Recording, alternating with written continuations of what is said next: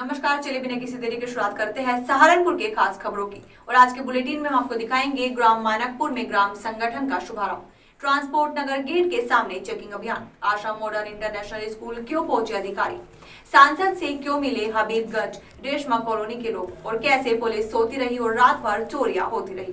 Teetron police की बड़ी कामयाबी, महिलाओं को उनके शक्ति का एहसास कैसे दिला रही है सुषमा बजाज।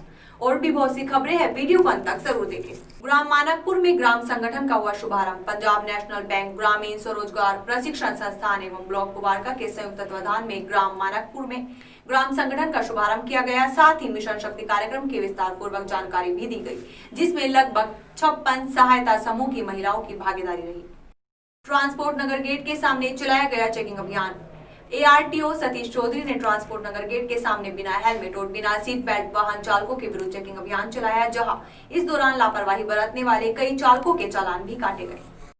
आशा मॉडर्न इंटरनेशनल स्कूल पहुंचे अधिकारी। सहारनपुर महिलाओं एवं बालिकाओं की सुरक्षा, सम्मान व स्वावलंबी बनाने के लिए चलाए जा रहे मिशन शक्ति अभियान के तहत आशा मॉडर्न इंटरनेशनल स्कूल में महिलाओं व बालिकाओं को सुरक्षा संबंधी टिप्स दिए गए।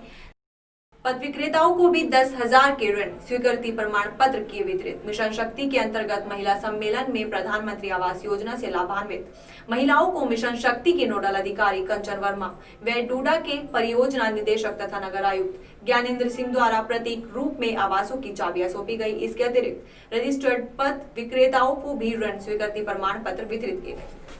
मोदीनगर तहसील पर पहुंचे भारतीय किसान यूनियन बेदी के राष्ट्रीय अध्यक्ष। गाजियाबाद के मोदीनगर तहसील पहुंच भारतीय किसान यूनियन बेदी के राष्ट्रीय अध्यक्ष राहुल बेदी व्यापारी संगठन ने किसानों को समर्थन दिया।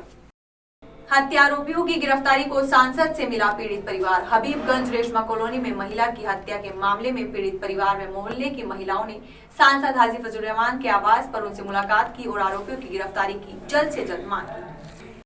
पुलिस सोती रही और रात भर चोरियां होती रही। जी हां, ननौता नगर में बीती रात कुछ ऐसा ही नजारा देखने को मिला, जहां एक या दो नहीं बल्कि पूरी 3 दुकानों के शटर तोड़कर हजारों रुपए की नकदी चोर उड़ा ले गए। खास बात यह थी कि पुलिस को इसकी भनक तक नहीं लगी और चोरी की घटना CCTV कैमरे में कैद हो गई। देखिए। क्या नाम है आपका? देवेंद्र त्यागी। आपका जनता मेडिकल स्टोर है, इसमें रात जो घटना हुई है इसमें क्या क्या सामान आपका चोरी हुआ है? इसमें नकदी गई बस। नकदी कितनी होगी? लगभग 10-11 हज़ार। 10-11 हज़ार रुपये। और दवाई का तो अभी कुछ पता नहीं लगता। दवाई का तो आपने तहरीर दे दी थाने में?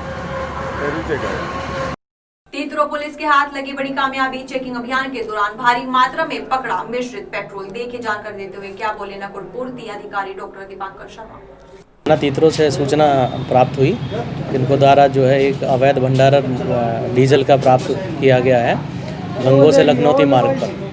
तो छापेमारी में लगभग 18 ड्रम अवैध डीजल के मिले हैं और जिनको सुपुर्दगी में लेके कार्रवाई की गई है। 3/7 धारा में मुकदमा लिखवाया गया 2 लोगों के खिलाफ और मौके पर एक व्यक्ति को गिरफ्तार करा गया है। महिलाओं को उनकी शक्ति का एहसास कराने निकली सुषमा बजाज। कैसे किया मिशन शक्ति अभियान में सहयोग, देखिए। हाँ, सुषमा बजाज आज जो रैली निकाली जा रही है इसके बारे में? ये शक्ति मिशन जो इस वक्त चल रहा है 180 डेज के लिए, उसके अंदर महिलाओं को और ज़्यादा बूस्टअप करने के लिए हम लोग ये रैली निकाल रहे हैं। क्योंकि जो महिलाएं अपने आप को बहुत वीक समझती हैं, उनको ये पता लग जाए कि आज के टाइम पर महिलाएं जेट चला रही हैं, महिलाएं जीप चला रही हैं, महिलाएं गाड़ियां चलाती हैं और महिलाएं स्कूटी पर भी घूमती हैं। और no one is having even the right to say anything to any lady. वही हमको बूस्टअप करना है। उसी मिशन के अंतर्गत हम आज शक्ति मिशन की रैली निकाल रहे हैं, ताकि लेडीज़ को पता लग जाए कि उनके राइट्स क्या होते हैं और how they can move on the road also. क्या प्रेरणा मिलेगी इनसे? इससे प्रेरणा ये मिलेगी कि जो लोग ये सोचते हैं कि नहीं लेडीज़ ये काम नहीं कर सकती हैं या लेडीज़ के अंदर इतनी हिम्मत नहीं है, आज उन्हें ये पता लग जाएगा कि सारी लेडीज़ हमारे साथ खड़ी हैं। अगर कोई भी जरा भी डेयर करता है किसी को कुछ कहने के लिए, तो उसमें उसको मात खानी पड़ेगी। और उसके लिए हमारा मिशन एक है कि हम लोग लड़कियों को पढ़ाएं। जब लड़कियां पढ़ी लिखी होंगी तो वो सेल्फ डिपेंडेंट हो जाएंगी, वो फाइनेंशियली इंडिपेंडेंट हो जाएंगी। तो उसके बाद जितने उनके अवेयरनेस आएगी वही उनकी लाइफ के लिए सब कुछ है। भारतीय नारी शक्ति को क्या संदेश देना चाहेंगे आप? भारतीय नारी शक्ति को यही कहना है कि जैसे हमने सुनने में आता है कि लेडी ही लेडी की दुश्मन होती है, आज लेडीज़ मिलकर के सभी लेडीज़ को बूस्टअप कर रही हैं ताकि वो आगे आएँ, डरे ना। और साथ ही साथ हमको अपनी मेंटलिटी चेंज करनी होगी। We have to save the girl, we have to educate the girl. If we will educate the girls तो definitely they will be financially independent. If they are financially independent तो definitely they can run the family very nicely and no one is having right to say. Gurjar युवा संगठन संघ DM ने की बैठक, सुनिए क्या था मुद्दा। यहाँ पर आज डीएम कार्यालय में शिवालिक वन प्रभाग क्षेत्र के अंतर्गत जितने भी वन गुर्जर समुदाय रहते हैं उनको लेकर के डीएम स्तर से एक मीटिंग का आयोजन किया गया था। तो मीटिंग पर जितनी भी हमारी जो समस्याएं हैं, जो प्रस्तावित पार्क है उसको लेकर के और जो फायरिंग रेंज है उसको लेकर के एक बैठक का आयोजन किया गया। तो उसमें जो वन अधिकार अधिनियम 2006 के अंतर्गत हमने अपनी बात रखी है और कहा गया है कि उसके अंतर्गत आप हम लोगों का जो है तो पुनर्वास करिए। उसके साथ साथ हमने जो 87 में जो हमारे गुर्जर लोगों का जो पुनर्वास हुआ है उसके अंतर्गत हम लोगों के हक को स्थापित किए जाएँ। तो किसी भी प्रकार की इस बैठक में कोई ठोस रणनीति ऐसी नहीं बनी है जिससे हमारा जो है तो पुनर्वास हो सके। हम अपनी जारी इसी प्रकार लड़ाई जो है तो आगे भी जारी रखें। तो जो बताया जा रहा है, जो अभी तक जो चर्चा हुई, तो 1 बीघा और 7 विषय की बात जो चल रही है तो वो किसी भी स्तर पे हम लोगों के लिए जायज़ नहीं है। हमारा कहना ये है कि एक प्रस्तावित एक योजना हो, प्रस्ताव जाए और उसके अकॉर्डिंग सभी लोगों का पुनर्वास हो। 2 नवंबर को लगेगी निजी स्कूलों की अदालत, नहीं रही सरकार से कोई उम्मीद। देखिए क्या बोले प्राइवेट स्कूल टीचर एसोसिएशन के अध्यक्ष। आज हम चुनाटी गाड़ा में मून पब्लिक स्कूल में हमारी ब्लॉक बलियाखेड़ी की बैठक चल रही है। 2 तारीख में हम लोगों ने घोषणा कर रखी है कि हम हकीकत नगर के रामलीला मैदान में एक भारी जन समूह के साथ में जनता की अदालत, सबसे बड़ी अदालत है। सरकार से कोई उम्मीद रही नहीं है। सरकार जो है हमारे खिलाफ जो है काम कर रही है। हम जो मानदेय की बात है, हमारा भत्ता नहीं दिया जा रहा है। 7 महीने से स्कूल बंद है, स्कूल खोले नहीं जा रहे, शिक्षक भूखमरी के कगार पर हैं।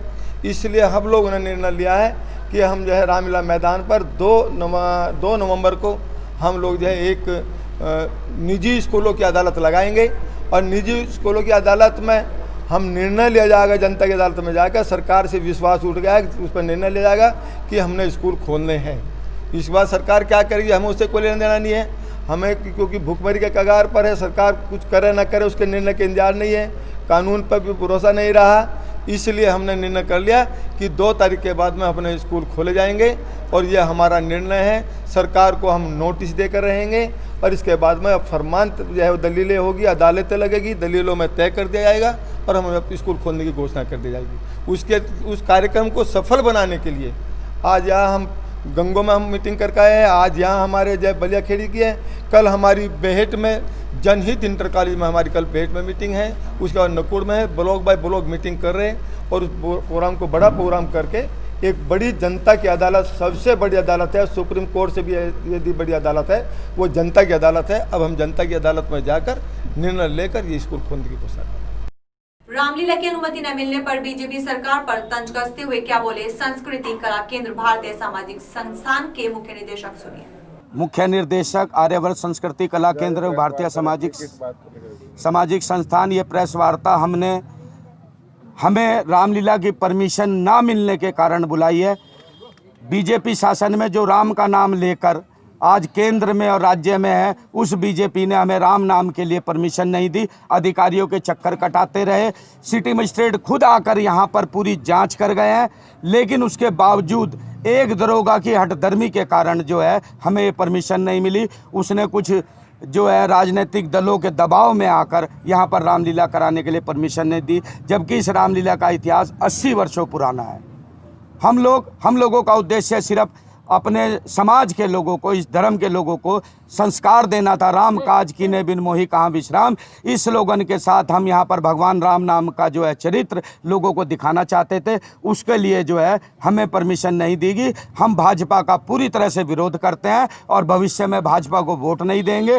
उनके उम्मीदवार को, उनके कार्यकर्ताओं को यहाँ पर घुसने नहीं देंगे। अब हमारे बहुत सारे कलाकार साथी जो हैं बीजेपी में पदाधिकारी भी हैं, उसके लिए हम एक सेकंड मीटिंग बुलाएंगे पूरी रणनीति बनाकर और बीजेपी से सब लोग इस्तीफा देंगे। हम बीजेपी का पूरी तरह से बाइकआउट करते हैं।